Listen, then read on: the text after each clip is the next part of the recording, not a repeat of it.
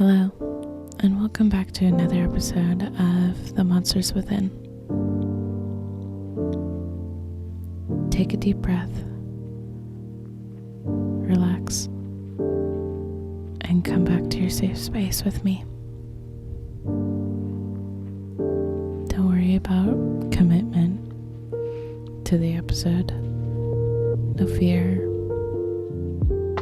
Judgment is unnecessary and irrelevant.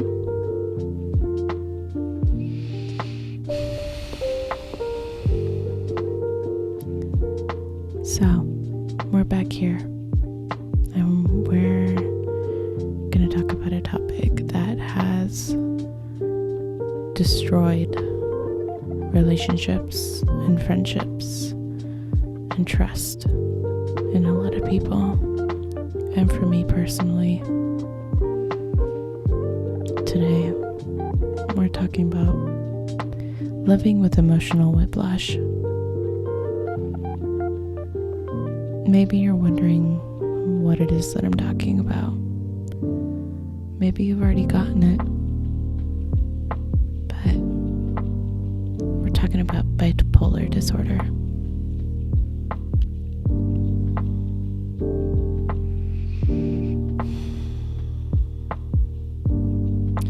So, what is bipolar disorder? It's a behavioral disorder known to cause dramatic highs and lows in a person's mood, energy, and ability to think clearly. Now, people with this disorder experience ups and downs called manics and depressive states. Pretty intense. There are people out there who seriously suffer from this, and it just sounds like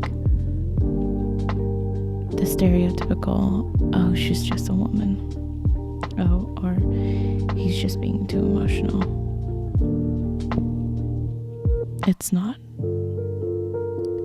It's something that people struggle with, and it's real.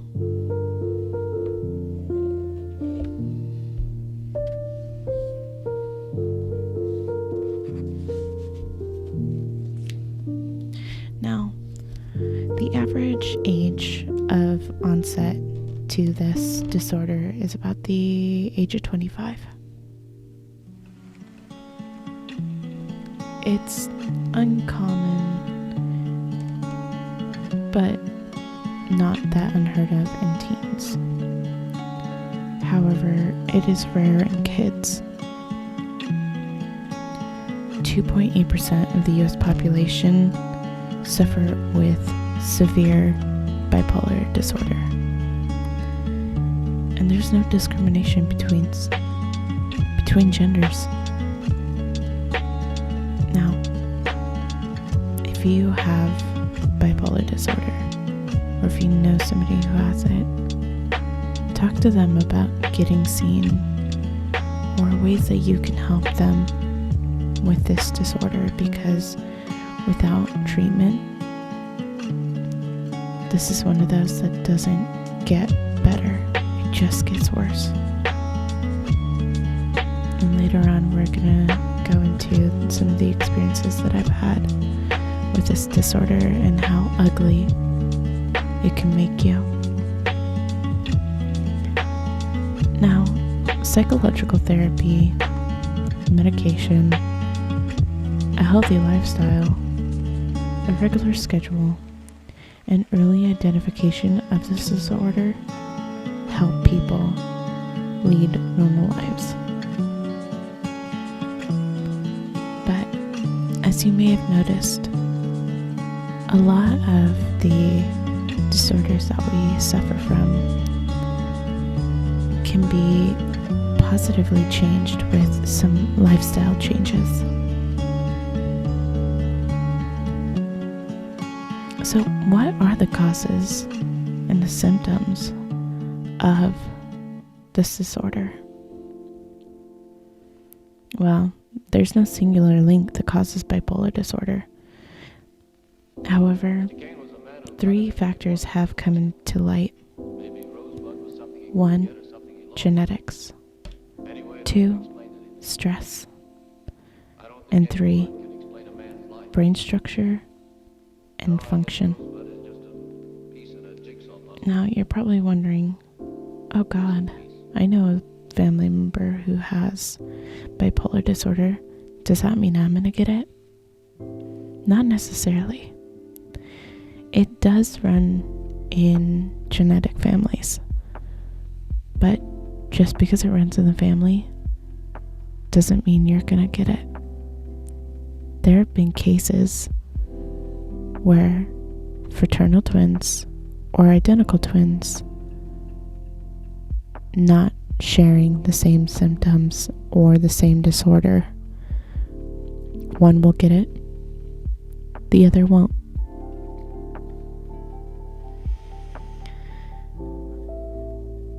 Now, stress is another really big factor. It plays a role in a person's development of this disorder because it depends on how you can handle big life changes, death, difficult relationships, financial hardships, illnesses, and even divorce. All these things are linked to over exertion of stress.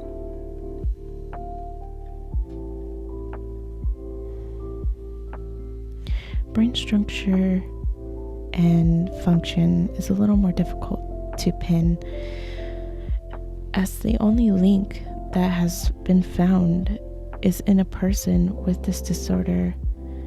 They have a slightly different brain from those who don't have it. Maybe their mapping is different. Maybe they have a slightly larger brain.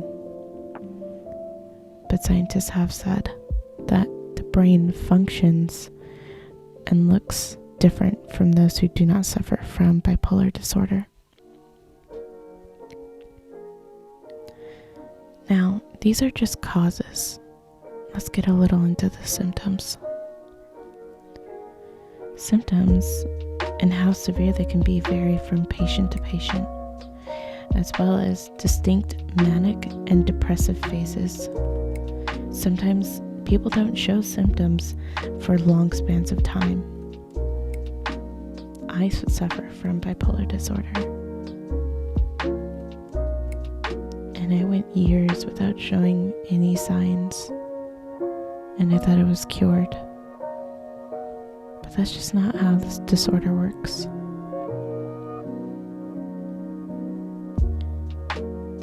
Now, some of you may have heard about the psychotic symptoms that happen with a patient who has bipolar disorder. These are linked to hallucinations and delusions that happen during these manic or depressive phases. Sadly, these people who have the disorder and the psychological symptoms of hallucination and delusions are misdiagnosed as schizophrenic.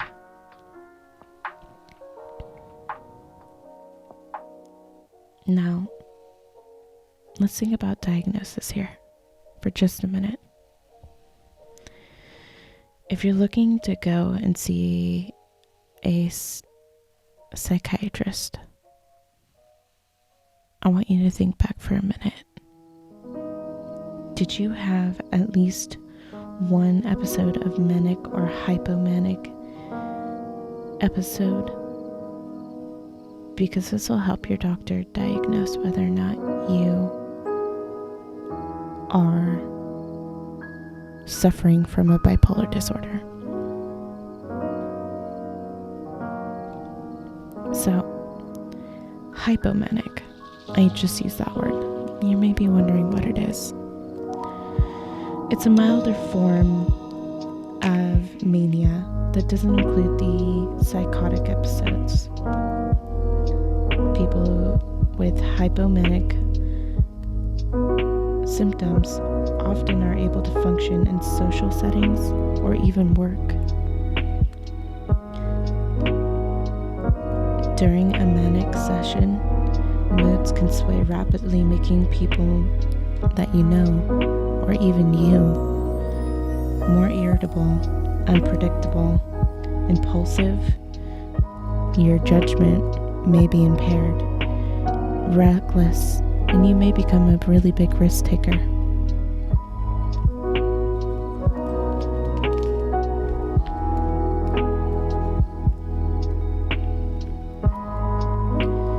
These people who suffer from these high manic states are unaware of the negative consequences of their actions. They are more susceptible to dangerous actions such as suicide. One of the biggest things that we can help people do is maybe help them track their prior behaviors and learn from these past episodes. Because if you can change those behaviors, you can help fight back against this illness. Depressive lows of bipolar disorder can be so debilitating that you can't even get up out of bed in the morning or do the simplest tasks. You can't decide what to eat because that's just too overwhelming. Sleep is not there or completely non-existent. Symptoms of these depressive episodes are obsession over feeling loss, personal failure, guilt, helplessness, negative thoughts, suicide, and self-harm. Now, you're probably thinking, man, that sounds a lot like depression.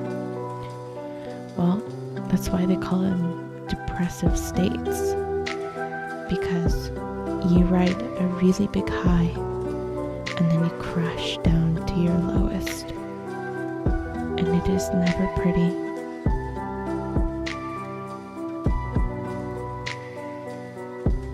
Depressive bipolar is known to be more difficult to treat and needs customized attention and treatment to even see results. Alright, so now we kind of have an understanding of what the symptoms are, what the causes are, what it is. It's all really heavy, but I'm gonna share with you a very heartbreaking moment in my life when my bipolar disorder became so out of hand that it led me to hurt somebody very near and dear to me. I was about 15 or 16 at the time. Summer break was coming up, and I wasn't doing well. I was sitting at some of my lowest lows. I was depressed. My bipolar disorder was all over the place. My PTSD wouldn't leave me alone, and the insomnia never stopped. I would get into fights and arguments with my family. And one day, my mom was trying to force me to take my medication, and I just didn't want it. And I fought, and I fought, and I fought. And as I was sitting in the hallway of our front living room, my anger took over me, and the bipolar disorder took hold, and I blacked out.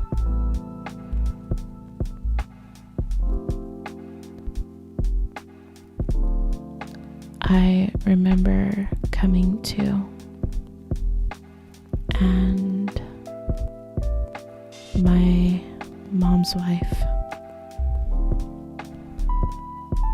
had restrained me because I gave my mom a black eye.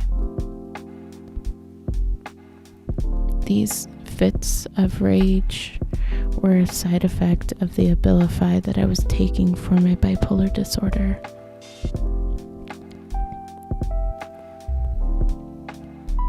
And it's something I'll never forget.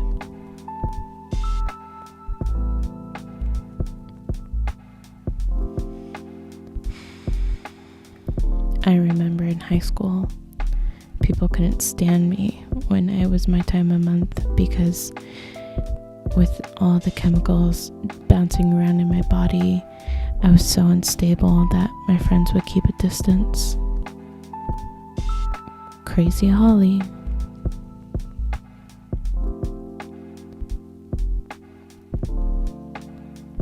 They just didn't know what to do or how to handle me, and I didn't know what to do either. But you work past it and you work through it. But I urge you that if you are showing symptoms of bipolar disorder, to go get yourself checked. Go talk to a psychiatrist. Go talk to a practitioner of, health and nutrition. See what it is that causes your triggers and work in steps to fight.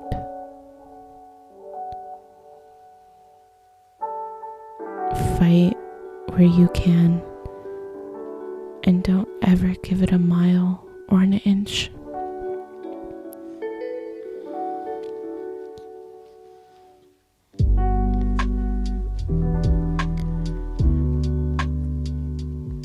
I know this recording is coming out late, and I apologize to all of my diligent listeners out there who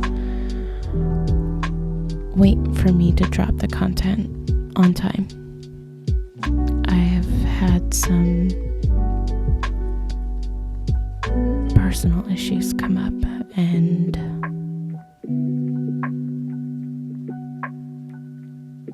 it's taken a toll.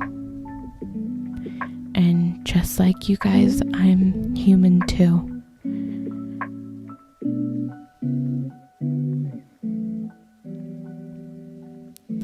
But no matter what,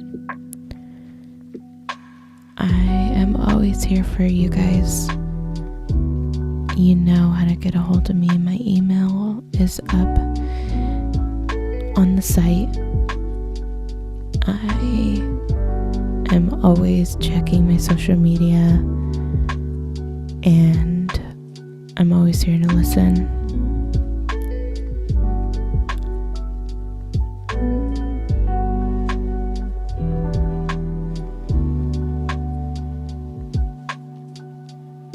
Now, just so you guys know, I have some things in the works for the next couple of episodes, and some stuff that's possibly going to be going down on Facebook. I would really like some feedback from my audience and hear what you guys have to say about the podcast and how it's come so far. So let me know. I'm on Facebook. I'm on Instagram. You can find me on YouTube. So come and hit me up.